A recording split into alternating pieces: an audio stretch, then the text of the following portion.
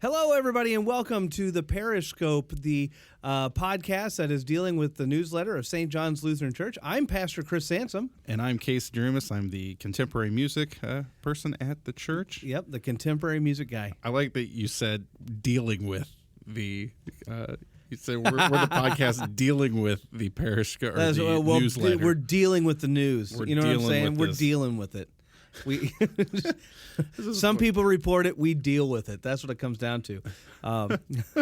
Hey, I never claimed to be a journalist. That's true. Yeah. Never claimed to be a journalist. Yeah. So we're gonna get started right away with our more standard segment of current events, and I'm gonna bring up a new current story, current-ish story, and then I'm gonna roll with it. Right now, what I wanted to do is I wanted to talk about.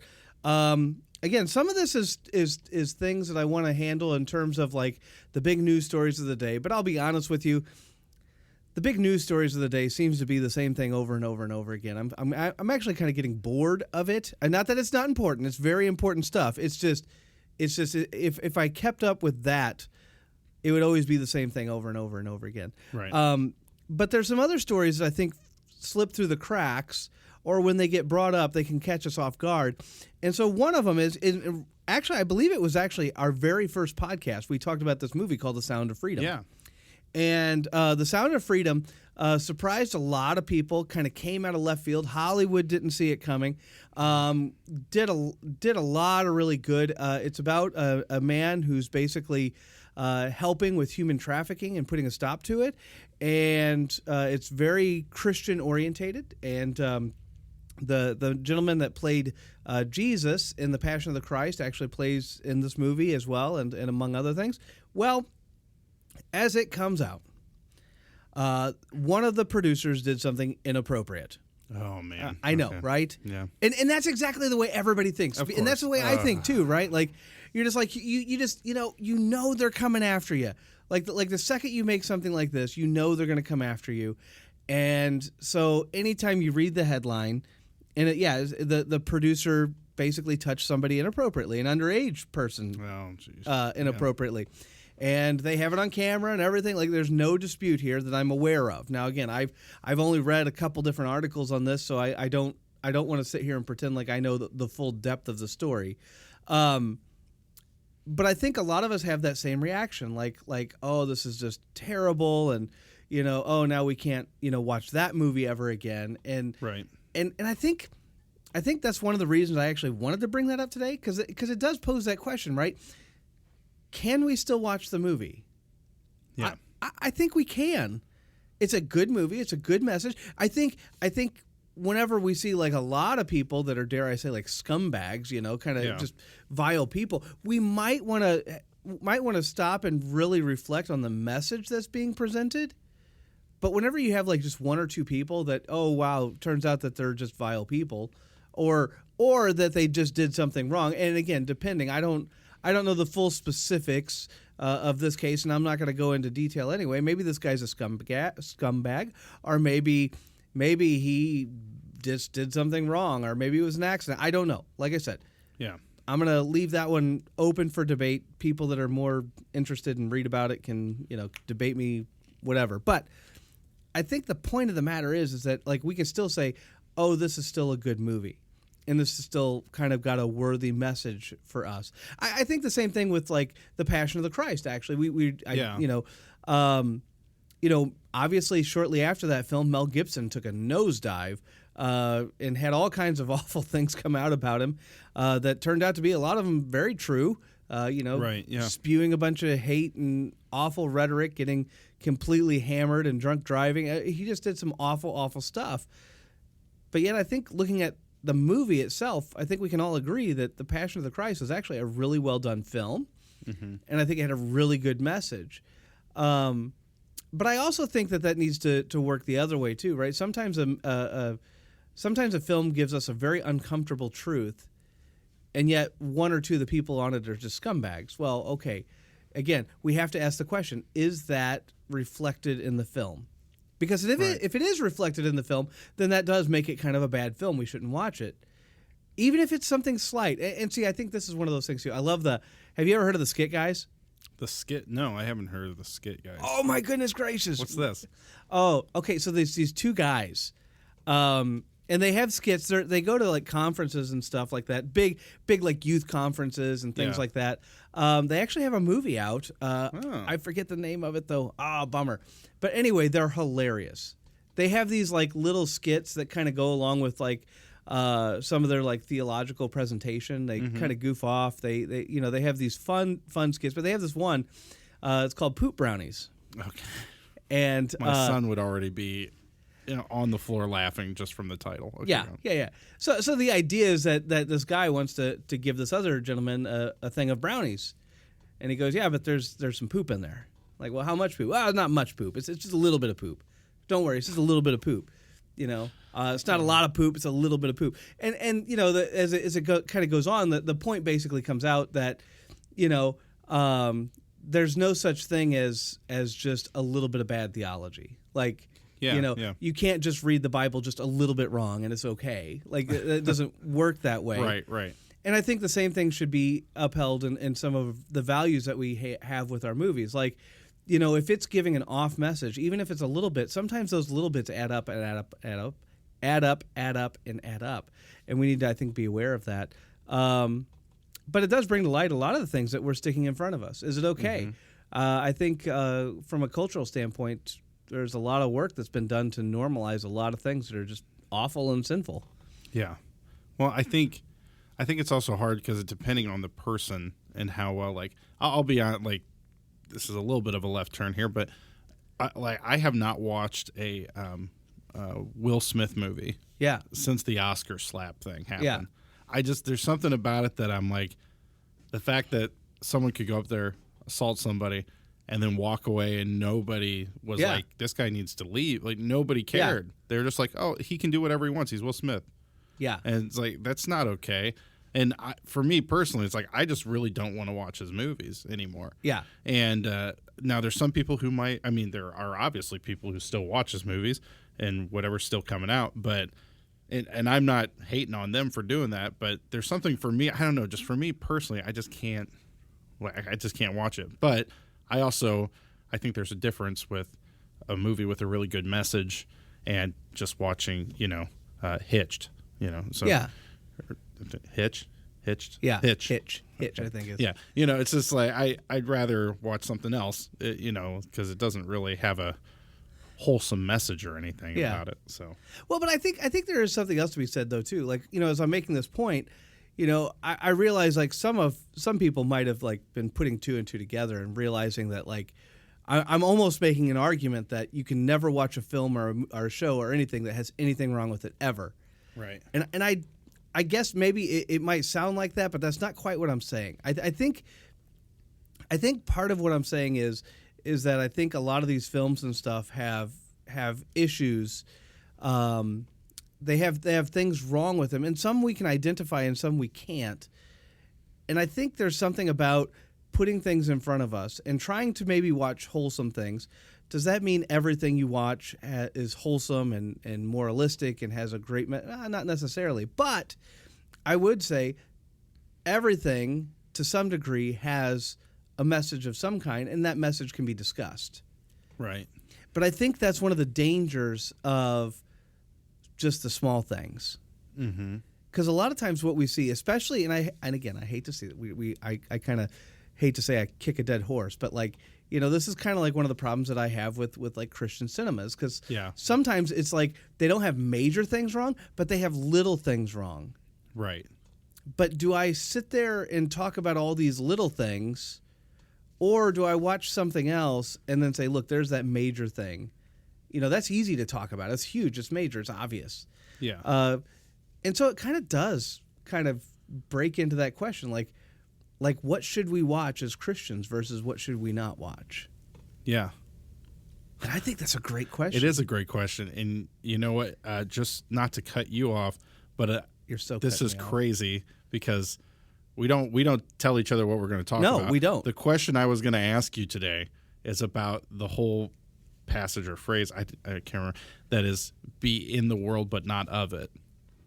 That was what I was going to ask you about today. And that's pretty much exactly what we're talking. I feel like that's kind of what we're talking about. Yeah, that's right kind of now. where we're heading. Yeah, it is. Yeah, it's like what I don't know. Like where does the line draw? Is that something that is on a personal basis? Like not so much that you can do whatever you want, but if it doesn't bother you, is that okay then? Because it's not affecting you in a negative way.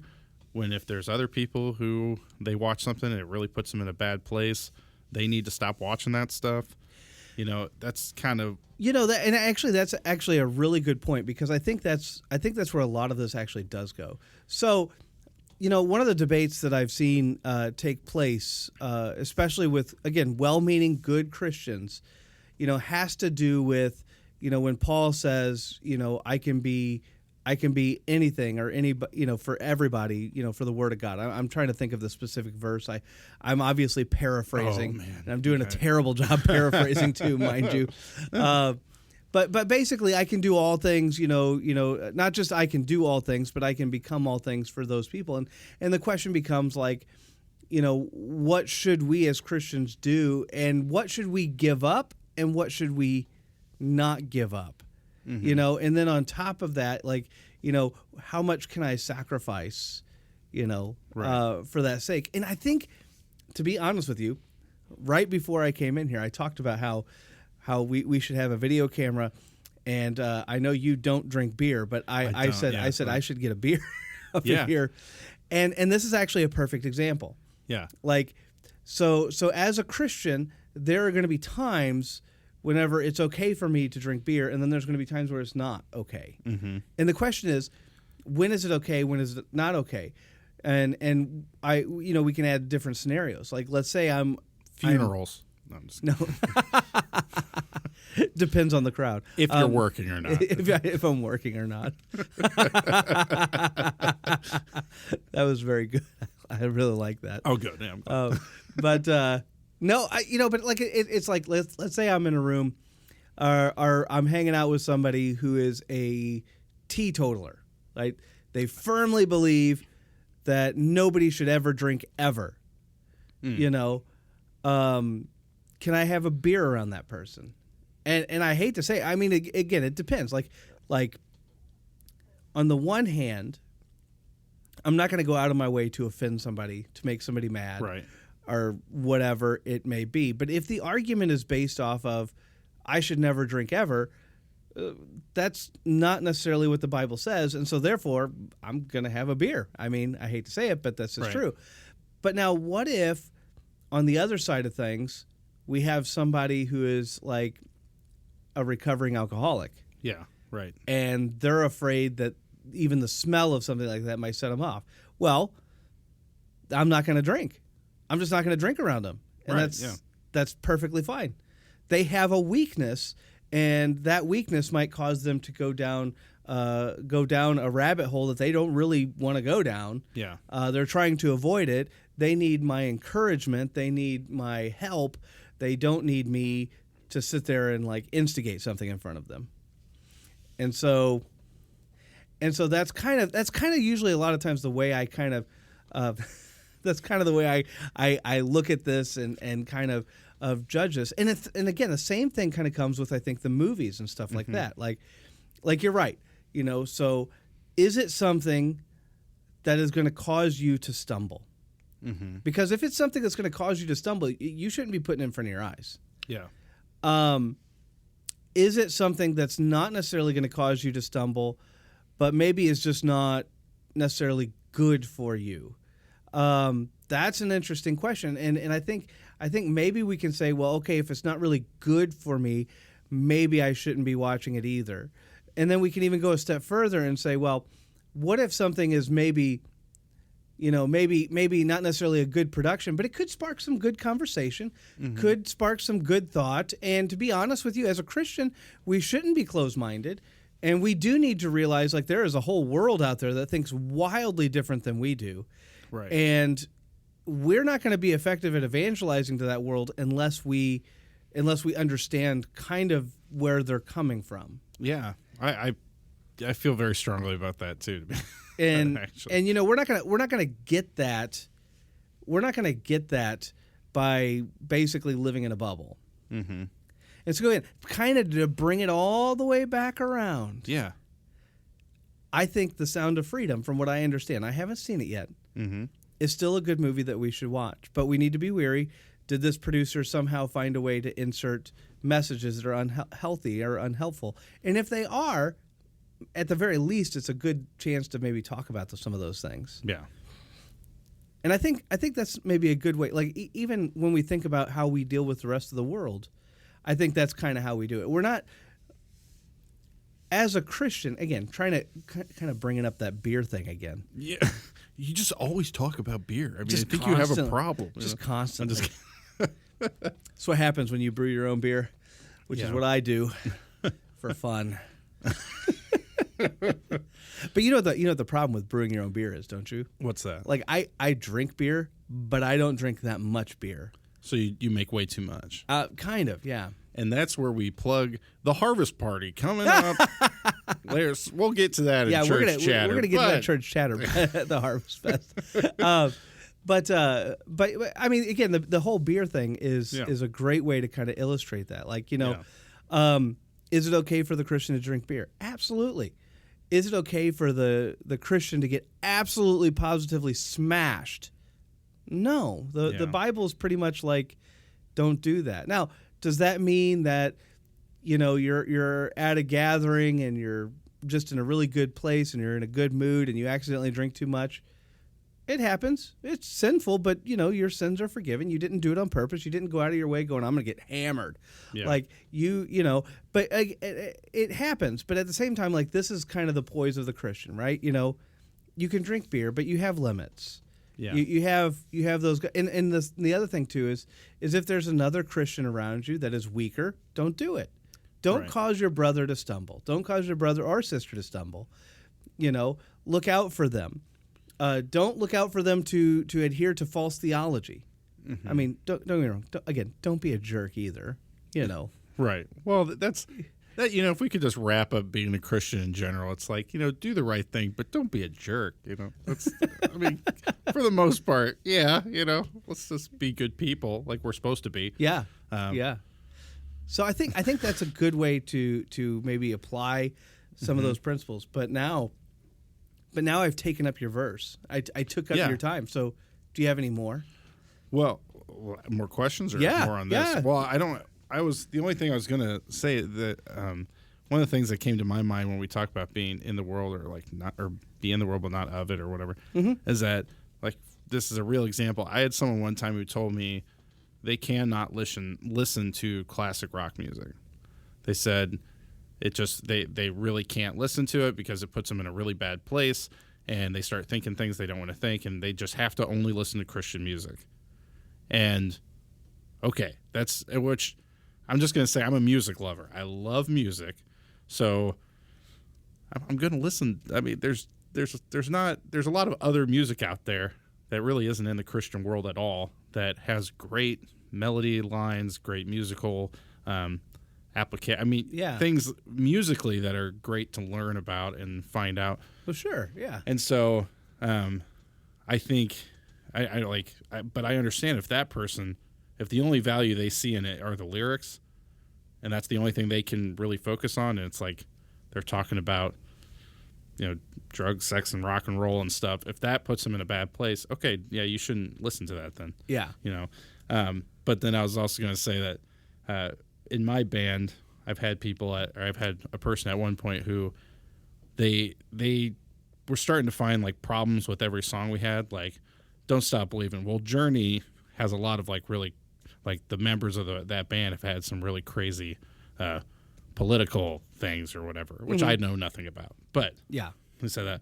But then we used to play Sinatra, and if you don't think Sinatra did some pretty horrible things in his life, he definitely did. I mean, several wives. Not that I understand that, but cheated on all. Cheating on his wives all the time. Was drinking all the time, like heavily drinking. There's lots of rumors of him being involved in some mob stuff underground. Oh, for sure. Maybe but it's like if you really want to have a problem, if you want to have a problem with an artist or anybody, you can probably find a problem. Yeah. and we talk about living in a bubble. It's like, I don't know if I've told this story. Tell me if I've told this on the pod. I don't know if I have. But there was a reunion concert that came to the venue that I worked at, and this band had not been together since the 90s. The singer had a really bad drug problem. He got all cleaned up. They decided, let's do this reunion tour. The singer, of course, a couple months into the tour, relapsed, and they had a concert about 2 weeks before they came to us where he couldn't even like stand up on stage. He got on stage, he fell over. He was like tweaking out on the stage, and the bass player grabbed all their stuff and left. And long story short, the thing that amazed me is this guy was at our venue. His whole band had left him. He had these replacement musicians come with him who also had drug problems, and they were kicked out of bands because of the same reasons. And the whole time, this manager is telling them, like, those guys, they're nothing. You're the real talent of the band. That's why they all like can't stand you. But it's like, no, they left because you're a drug addict. You're ruining the shows. That's why they left. Yeah. And the guy's telling them all these lies and saying, no, you're the real talent. That's why they're all jealous of you. And it's amazing because I saw firsthand how quickly you can get twisted in that world. So even like a producer, who works in Hollywood, it's like, I'm not saying it's okay for them to do those things, but I understand why they live in bubbles. Like they don't. Yeah. And maybe that's a good metaphor for like, maybe, I don't know, you tell me, Christians could maybe sort of do the same thing in a way of never going out and like being of the world at any point, or being around the world at any point. Well, and again, I think that's, to your point, like, I mean, I don't think it's they're necessarily of the world, but right. You're in a world, you're in the world, a sinful world, and you have to know how to live inside of that and maintain a part of who you are, maintain who you are. Yeah. As a child of God. And yeah, that's challenging sometimes. And that's, by the way, that's a huge job for parents. Yeah. I mean, everybody knows the story, of the kid that's raised in a bubble, and then they go off to college and they explode. Go wild. They go crazy. Yeah. And part of it's because they just don't know how to deal with life outside of the bubble. And given this newfound freedom, they get to go and experience and see all these things that they've always dreamed of and all this kind of stuff. Like, I guess, it kind of comes out like, look, whenever I was growing up in Missouri, they had a huge methamphetamine problem, a huge one. It was all over the place. And I mean, I remember some of my friends even took it. I'll be honest. I guess I shouldn't say friends. Mostly acquaintances. Like I never watched them or anything, but I kind of, you just kind of like, okay, I think that person's whatever. But I think the other side of that, though, is like you see some of the horrors of it. Mm-hmm. When you see somebody who's like just been tweaked out to the nth degree, who's got, I hate to say it, doesn't have any teeth left, or and their eyes are all funny because of the drugs, and you're just like, okay, there's a real life lesson there that you go, okay, well, do you want to be like this? And you're like, well, no, that looks that. Yeah, it's horrible. I mean. And trust me, I mean, I grew up in Washington. We had a lot of drug problems there too, And like I have a friend that I grew up with my whole, all the way through school. And like a year after we were out of college, he like passed away and he tried to get clean a couple times and just never could do it. And how many times do you see, like, youth, especially youth as they get older, they never see that dark underbelly. All they ever see is the positive and the good, and all of a sudden their friends, and again, I don't know how it goes. Nobody really offered, I think when I was younger, maybe some people offered me drugs and I was like, no, I don't want that nonsense. Yeah. But like nobody, whenever I got older, like really offered me anything. But like, I imagine they do it. They don't come off with like lacking teeth and all messed up going, hey, you want some of this? Like nobody would want that. You weren't in seminary and someone was like, hey, Chrissy, yes, come on over. Yeah, right. I got you some. He came over in a trench coat. Got you some heroin real quick. Take off that collar, just put it around your your bicep. I don't even, okay, sorry. I don't think that's how the collars work, but never mind. Yeah, they don't go all the way around. It is. I feel like I feel like I can relate to it with that because, or just to the point of, a lot of people assumed I did drugs. All the time, it's like a thing. People just always go like, "Oh, you know what I'm talking about, right?" And I'm like, "No, actually, I've never done a drug in my life, never." And people just think I do. I don't know why, but I don't know. They just think I do. But hold on, I want to pause right there. Yes, go ahead. Casey means illicit drugs. He's drinking a Mountain Dew right in front of me. Okay, listen, I do have an issue with caffeine for sure. I do have an issue with caffeine. I will say I grew up in a Diet Coke family, which means my parents never brewed coffee in the morning. It was a Diet Coke in the morning. You popped it open, you took it to work. Oh my goodness! And you took one to school. It was just how it is. And everybody, I know there's going to be people who are like sitting there going like, "Oh, that's horrible." It's basically the same thing as having a coffee. Okay. Disagree. Well, we can argue about that another time. But huge fights about to break off. And everybody that listens and knows me knows that you hardly see me in the morning without a cup of coffee. I'm not saying there's anything wrong with having coffee. I'm just saying. Oh no, I know what you're saying. The people who are sipping on like a frappuccino that has like 400 calories just of sugar, and they're going like, "You shouldn't be drinking that Diet Coke. It's not good for you." It's like, oh yeah, okay. With the whipped cream on top. Sure. Okay. Now I think that's actually a fair point. That is a fair point. That's a fair point. Like I drink my coffee black, like right. a straight coffee, like a real Christian, like a real Lutheran Christian. That's right. I brew my coffee fresh. That's right. I get it from the hills of Wyoming, made and roasted by the Catholics. I really do. It's a monastery. What brand? Really? It's called Mystic Monk Coffee. Oh wow. They have monks. Oh wait. Okay, I'm not going to continue because I obviously don't know that much about Catholicism. So there are monks that still exist. Yeah. Oh, I knew that. And most of them, I would say, I don't think not all of them by any stretch, but a good chunk of the Christian monks are Catholic. And so these they're called the Mystic Monks, and they're in Wyoming, and they roast coffee.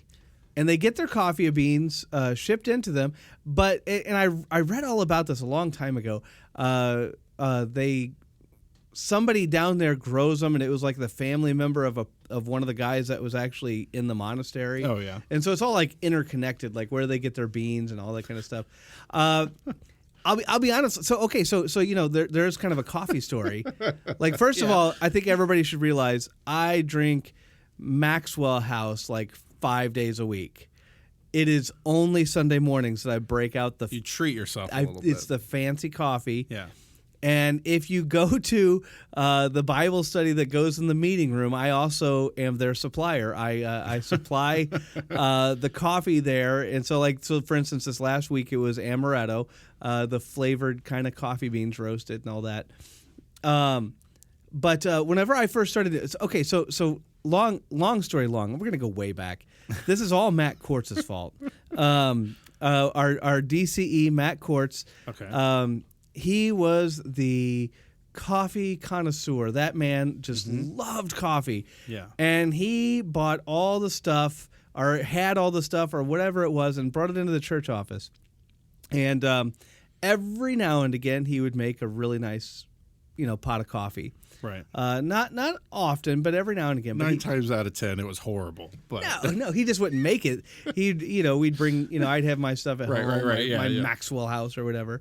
So he takes a call. He takes a call to Texas. By the way, he's no longer in Texas. No, he's in Vancouver, Washington now, I think. So wow, jeez, wow, that's quite. So yeah, he just recently moved. But anyway, so he left his stuff and he left some coffee beans. Nice. And I really had never done it before. I'd never done that whole thing. So a lot of research on my end, how many do I do? And how, all the stuff I had to figure out. Had to buy special filters for the thing. I don't, whatever. And I finally got it figured out. And then I finally made the coffee and I was like, okay, this is good. And then I made it a couple times, and then I was like, "Oh wow!" It grew on me. Like I was like, "Oh wow, this is really good." And then I ran out of beans, and I was like, "Okay." So of course, like a good diligent human being, I went to Walmart. They didn't have they only had the pre-ground stuff. They only had Baptist Monk. They only had the Baptist coffee. By the way, I've never seen a Baptist monk, but anyway, maybe they exist. I don't know. I'm sure there's a few of them. There's a few Lutheran monks too, but not many. We got to find one of them. Get them on the podcast. That's right. Get them on the podcast. But anyway, so then I was like, okay, I'm gonna order them online. Now, some of you out there are probably like, well, they sell them at Kroger, or they sell them. Yeah, I didn't know any of that, so I was online. I was like looking for whole bean coffee, and then I was like, okay, well, I have this thing, like if I can, especially when I'm going to order something consistently, I try to order from Christians, and I really wanted to order from a Christian group or a Christian coffee roaster. That's nice. I looked high and low. Now again, I know somebody out there's like, well, have you tried this? I didn't try any. I looked around, and what I found was that by and large, the Christian groups that were selling the whole bean coffee were basically the middleman. Like they were ordering the coffee from somebody else, they would get it in, and then they would sell it with their storefront. Just like Cub Scouts selling popcorn. Okay. Yeah, just like the Cub Scouts selling popcorn. They were the middleman. Yeah, the middleman, okay. So one of the only Christian groups I could find, and there was a few, but one of the only ones I could find that had awesome reviews was these Mystic Monks, which are Catholics out of Wyoming. Hey. And so I started ordering their coffee, and let me tell you, they sell really good coffee.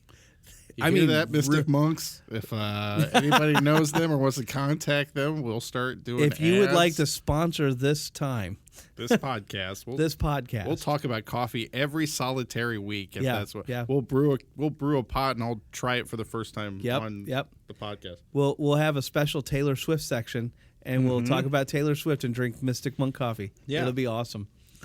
But that was the whole ordeal. I was like, I wanted to buy from Christians that ran the whole process from like start to finish in terms of roasting the beans and all that kind of stuff. And so the Mystic Monks were one of the few out there that like does the whole thing. And so now see, that's an interesting to kind of get back to like the whole being in the world, not of it, but it I don't know. I'm kind of a brand guy, you could say. Like I have certain things, at least like when it comes to cymbals or something like my drums. It's like I kind of have like I like this brand or whatever. I like to stick with that. But there is, I mean, I think, I don't think this is probably something that crazy for our church necessarily. I think a lot of people kind of feel this way. But like, supporting people who are doing good things is always a positive thing to do. I think. Absolutely, absolutely. Which sometimes takes research like you had to do, but... Yeah. And I mean, and actually, to be honest with you, that's actually another really good topic. Researching and, as Christians, we have, especially if Christians in America, I'm not going to say Christians in other... I mean, if you go to Ethiopia and parts of Africa, Christians are not necessarily independently wealthy. Right. Yet, in America, we have been blessed. I mean, we have really, really been blessed. If you want to talk about the 1% or anything like that, like America is the 1% for the rest of the world. Right. Like America is truly, truly blessed. I know we have bumps along the way and there's hardships. I don't want to pretend like we don't ever have hardships. We do, but we are, by and large, anyway, from a generic standpoint, we are very blessed people. And one of the problems that we do run into is that because we have sometimes that extra income, we can spend it on things like charities and other things, and like buying coffee and we'll buy like a luxury coffee, which is ultimately what this is, right? Again, this is like, I consider Folgers a step up. This is like 20 steps up is the Mystic Monk. It's just fantastic coffee. Yeah. But like, how do we do that in terms of like, what charities do we look at? What charities do we invest in? One of the places that I actually like to use is called Charity Navigator. Oh. But the problem is and you gotta be a little cautious with this, because so Charity Navigator will tell you how much, for instance, like a CEO makes, or how much this makes, or how much that makes. Yeah. And a lot of that is really good information. However, there's a couple like misnomers that kind of go along with that. Sometimes the organization does a huge amount of good, but because of that, they end up paying their CEO quite a bit. Right. I always say like Goodwill's a great example. Goodwill is still a business. They're still selling things. Mm-hmm. What Goodwill is doing, though, is they are offering jobs to high-risk people. That is to say, people that nobody else wants to hire because they consider them a risk. Right. Whether they have a kind of a jail-ridden history or whether they, just walked out on their boss 5 times in a row, these are the people that struggle to get jobs. And it gives them a job. And it allows them to create a resume, and it allows them to do all these things. But they're still a business. They're still making sales. And because of that, their CEO that runs that business actually gets quite a bit of money. I think it's $300,000 or $400,000, a year, which is like we look at that and we go, well, they should be giving back, more money to this, that, and the next thing. And it's like, well, maybe we can argue that point, but the business itself does not seem to think so. And they are the ones who's the question is does Goodwill do a lot of good? Yeah, they sure do. Yeah, they do. Yeah, they take that risk that nobody else wants to take. And they've been very successful at it and helping people get back on their feet. Yeah. So that's one of the problems is not just that we have the data in front of us, but we need to learn how to read it. Mm-hmm. The second thing is a lot of times, such as a Charity Navigator will show an organization that does a lot of good in terms of it does exactly what it says it's going to do. The problem is, what does it say it's going to do? Yeah.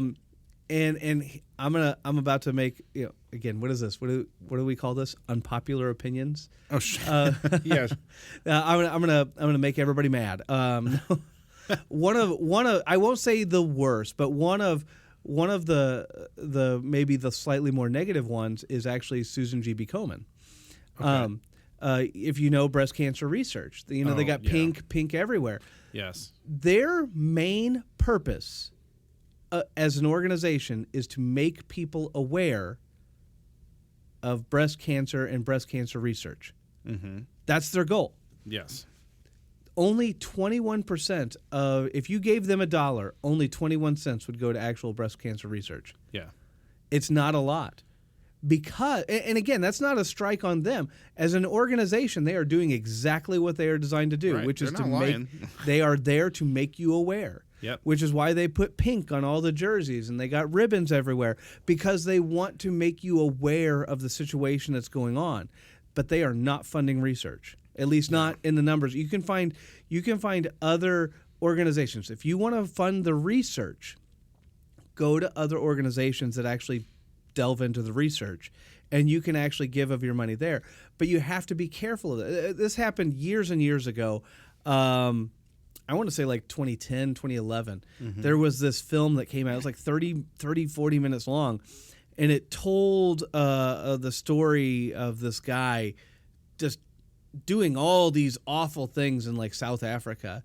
And a lot of people sent a lot of money to this organization. Mm-hmm. And I mean, a lot of people in this organization got really, really wealthy. And it came out that this organization was not to help the people that this man was terrorizing. It was to make people aware that he was terrorizing people. Yeah. And so they did exactly what they said they were going to do, right? Mm-hmm. They made people very aware of this man's reign of terror. Unfortunately, it didn't do anything to help the poor children and everything else that were involved in this man's reign of terror. Yeah, right. So you didn't actually help the problem, but you helped make everybody aware of the problem. Yeah. So again, from a standpoint, like from a Charity Navigator, when you start looking at this and when you start reading about your charities, you need to make sure that you know what they're actually trying to do. Yeah. Yeah, you have to be able to kind of read between the lines, and not to get into too many subjects, but that was the big controversy of Oprah and The Rock recently. Oh yeah. It's the fires in Hawaii, and they of course own tons and tons of property, which is actually raising the price and making people who are locals there, it's almost unlivable for them because they almost can't live there anymore. Well, now so when the fires happened, they said we are committing to $10 million, and we want everybody to help donate, and so we can get. They didn't say we're donating $10 million. They said we're committed to $10 million, meaning the more money everybody else gives us, the less we have to pay for this. Yes. So they wanted everybody in America to pay $10 million, and then at the end of the day, they can go, well, there's the $10 million we said we would get you. Yeah. And they weren't going to pay a dime.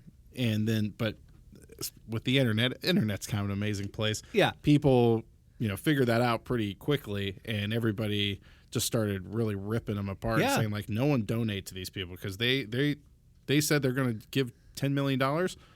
Let them give the $10 million then. Yeah, and to somebody like Oprah or The Rock, that's like nothing. It's really not. Which, I don't know, we can, not to get too far into that where it's like they don't necessarily owe people that, but it's like, if you're asking everybody else to cover this expense that you're going to take credit for, that's sort of a problem. That's an issue. But, yeah. Yeah. Again, just be wary about where you're donating your funds. Don't get me wrong. Now there are laws against just scamming people, and stuff like that. But I think that's what makes some of these organizations really, really challenging is because like for instance, like this video that went viral and everything, that organization did exactly what they said they were going to do. They made everybody aware of the situation. Yep. They didn't lie to you. They didn't lie to anybody. They gave you a chance to give for their cause. The problem is nobody understood their cause. Yeah. And so they became very wealthy while the kids that were in, I think, South Africa, if I remember correctly, still went hungry. Yeah. And nothing helped them. Nothing went to actually help them. And I think, unfortunately, that's a lot of times that's what happens with some of these organizations. And the problem is that the ones that are actually doing the most good don't want to waste money on marketing. Yeah, right. Because they don't want to market. So when I was up in Wausau, Wisconsin, we did a lot of work with Orphan Grain Train. And I know we do some work down here. I know some of our LWML groups actually do stuff with the Orphan Grain Train, or at least they have in the past. But Orphan Grain Train, if you donated $1 to Orphan Grain Train, something like 92 to 93 cents of that would make it to the actual person. Yeah, that's incredible. Almost none of it goes to the organization, which is primarily run by volunteers. Mm-hmm. They do have to pay a little bit in terms of gas and freight and all that kind of stuff. But there's expenses, Yeah, there's expenses, but almost everything else makes it to the place that it needs to be. But unless you're in the church world or somehow connected, you've never heard of Orphan Grain Train. Right. And they don't exactly have the greatest looking posters just everywhere. Yeah. And they don't have the printers to make those posters. Yeah. So anyway, that was... Maybe that should be our first... We've never done a listener challenge. Maybe we should have a listener challenge where people should... with Facebook and social media, it's maybe just this week everybody should take some organization that is really a great organization and share it and just give a little publicity to them because, it's not that. Right on. I mean, that's a good. We'll do that, and then we'll. I'll post it first on Facebook, and then we'll look at the comment section, and maybe next week we'll just read through that list real quick. Yeah, that'd be great. I'll read through that list. So that's fun. They're interacting with the. We're the people. Interactive Facebook post. I mean, it is amazing what you can do nowadays. So it's just, Oh, you're absolutely correct. Absolutely correct. So but I mean, anyway, I know that was a side topic, kind of off the handle. Charities are. I mean, I could talk about that forever because being in a band that we played lots of charities. Yeah, lots of them. And I got to be honest, we're getting close to the point where I don't know how many more we'll do because we got asked to play for they were not a veterinarian, but I'm not an animal person, if you can tell. I don't have any cats or dogs or anything. Gosh darn it, what is it called? Where you can go and adopt rescued animals. Yeah. But we got asked to play for an event for them. And I'm like, oh, is this a fundraiser? And like, yeah, we're having the fundraiser, and it was really like, what? Why is this is so weird the way they're talking to me? And I found out that they weren't actually asking us to play at their fundraiser. They wanted us to play for their company party after the fundraiser for free. Oh, okay. And I'm like, wait, so we're just playing for your company? And they're like, well, we're coming from. And I'm like, so you just want free entertainment? And I'm like, well, I'm like, yeah, no, I don't think. I mean, the whole point of playing a charity is to get out in front of a lot of people.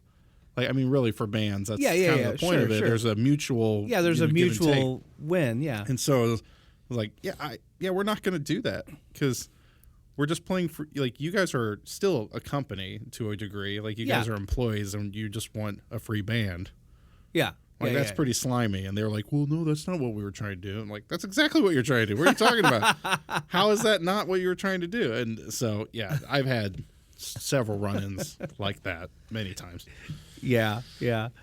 We had, again, when I was up north, I had a lot of interactions with Orphan Grain Train. We actually had, an entire building off to the side. It was kind of like half of the building was like a storage shed, and the other half was the Orphan Grain Train where everybody would pack clothes. And they would do it once a week, and then we would load a big diesel up after a few months or whatever it was, and then we would take it down to one of the main pipelines. Now, the main pipeline for Orphan Grain Train is actually in Norfolk, Nebraska. However, one of the kind of, dare I say, satellites or stations for that is in Wisconsin. I can't think of it. But it's where the Breakbush facility is. Breakbush Chicken is. Like there's Tyson Chicken, and then there's Breakbush. Well, Breakbush has a huge facility. Well, that guy, who's long since been sainted, I think his son took over the business, but they were huge supporters. Supplied the trucks, supplied all the stuff to get stuff going, donated money. I mean, like, that company was fantastic. I mean, that guy put his heart and soul into it. Yeah. He really, really did, to try to get it go even further. And I think his son has taken up that challenge. I could be wrong on that. I haven't looked it up in years. Like, when I was there, the old man was still there. Like that. Yeah. He was, the origins of Breakbush. But anyway, he was still there. Great guy. Yeah. So the basics of the faith, we're just going to keep on trekking through the 10 Commandments. We are on Commandment 4. Honor your father and your mother. And this is the greatest. I love this commandment just because it is so fun. They're all fun to teach in their own way, but this one's actually kind of fun to teach because of all the implications that go along with it. See, when you first glance at it, you think, okay, fine, I'll obey my mom and dad, right? That's easy enough. But whenever you start saying, why do you obey your mom and dad? Well, because, God placed them to be my parents, and so therefore, I should obey them. Well, okay. Well, God also placed you in a country, and in that country he placed law enforcement officers, and he placed that country with laws, well-meaning laws, at least the good ones, and he placed all the what do you about those? And it's like, all those count too. So basically, when you see a police officer, are you supposed to obey him? Yeah, you sure are, because of the fourth commandment. And you kind of go, well, that's when you just say that, it doesn't sound right. But then you look at the implications, and again, it's like it's for me, it's the first time that you can, in the commandments, that you can really make some deep connections that go way out there, to where you can say something that sounds outlandish, but then when you start breaking it all down, it makes all these sense. You know what I mean? Yeah. So I can say, I'm obeying the fourth commandment because I'm paying my taxes. Well, it's generally a good thing to do. But again, it's one of those things where you don't honor your father and mother. How does honor your father and mother have anything to do with paying your taxes? Well, again, you obey your parents because God placed them before you, but God also placed police officers. He also placed, firefighters, paramedics, governing officials, your government, your legislative, all the branches of the government, your president. I mean, all these people. God placed you in an environment with all these people around. Now, what's really interesting is if you get into like things like if a gentleman, a theologian by the name of Dietrich Bonhoeffer, who is alive around the time of Hitler. And in fact was a German. In fact, tried to kill Hitler at one point in time. Wow. But before he actually made the assassination attempt, he actually really struggled with this. As a well-meaning Christian, he struggled with this idea that could he disobey he obviously could disobey the government official whenever the government official was asking him to do something that was not God-pleasing. Because, of course, you can do that, right? Like, if your government official, or your parents, for that matter, ask you to do something that is not God-pleasing, you can actually disobey them because God comes first.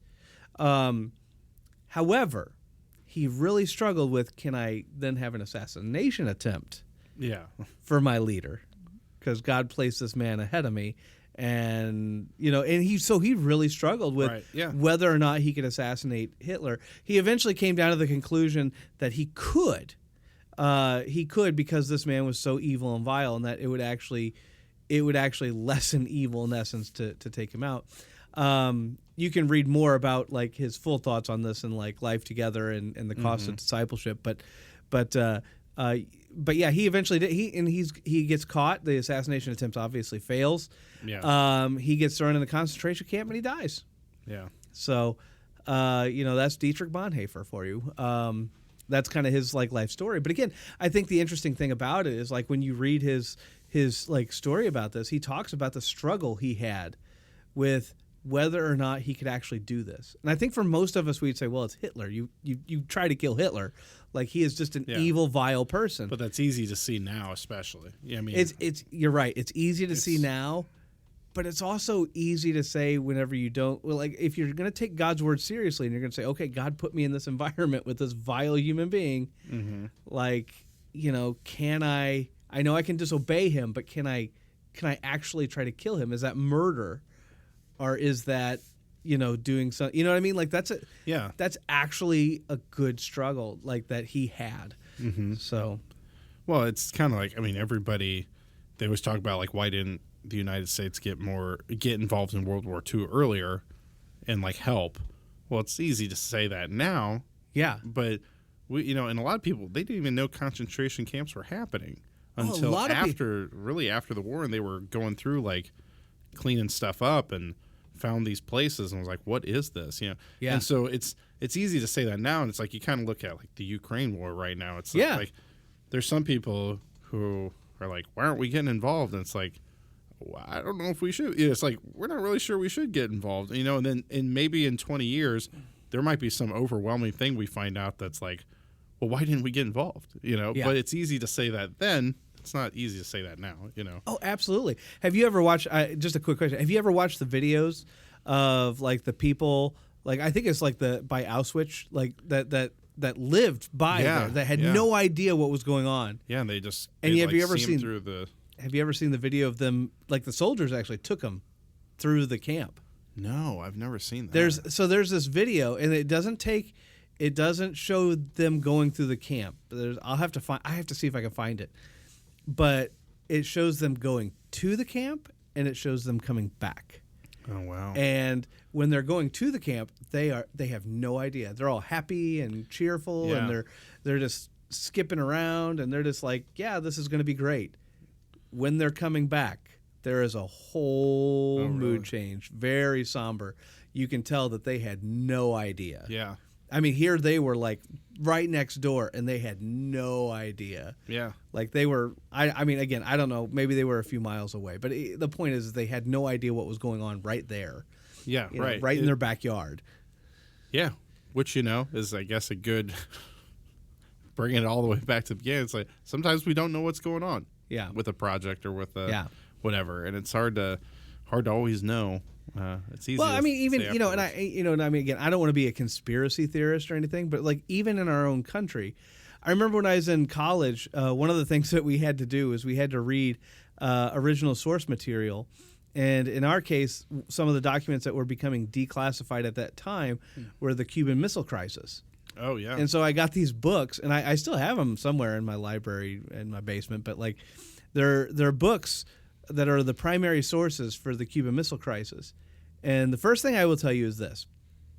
I did not realize that JFK said every other second. Oh, right.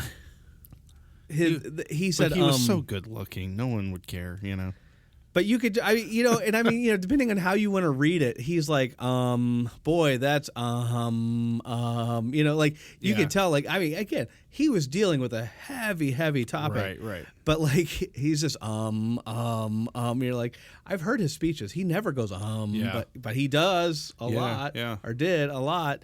But the second thing is that you never know quite what the government knew and how, and you're starting to read all this as JFK's in this meeting room and getting all this stuff later. They knew a lot of stuff. Yeah. And he knew a lot of stuff going into it. Now, obviously nothing kind of came of it for various reasons, but you just don't know about what the government knows and doesn't know until until years and years and years later when all this stuff kind of becomes declassified, if it ever becomes declassified. Yeah, right. And so, even here, we don't necessarily know 100% of what's all going on. I mean, that's what, and no offense to anybody, but that's what makes me really laugh when anybody thinks they got it all figured out. Yeah. What the problem with the government is, and all I can think of is I'm sure there's something happening right at this moment. There is some, I've heard people say, there is some guy sitting covered in moss with a sniper rifle aimed at some person's house right now in this very moment, and we don't even know who that person is. There's a reason they're there. There's a reason they're tracking whoever this guy is. But we're even in this moment there's something like that happening right now. Yeah, and we don't know anything about it. So it's I'm a little bit of a conspiracy theorist in that sense, but I don't really have specifics. I'm not those big satellites over there. You know what those really are? I don't have that sort of conspiracy. You know what? You're lucky because I know everything and I got it all figured out. That's good. Okay, I'm excited. That'll be next week's episode. Where I spell out everything. No. Oh my goodness gracious. So, is anything else to add to that? So I think I'm just gonna leave it off at that. Yeah. I think it's good. We'll stop with UFOs and conspiracy theories. I'm excited. Yeah. Next up, Taylor Swift. Next up, Taylor Swift and church chatter. Church chatter. Oh man, are we ready for this? I'm ready. So for this beginning of church chatter, I have to humble myself and admit my error, the error of my ways. I forgot to mention last week. Oh, right. The craft bazaar at church this Saturday from 10 to 1 p.m. Watch it. You really I know. Here I was all excited. We had all these things going on, and I never even mentioned the thing coming up this Saturday. September 23rd from, I think it's 10 to 1 or 10 to 2, something like that. I think 10 to 1. At our church, we have our annual craft bazaar put on by our ladies groups with the LWML. I think it's the Epiphany Society and the Rebecca Circle. It's a great event. If you don't know if you should come, you should definitely be there. They sell baked goods. I'll tell you what they really sell. Look, guys, here's the deal.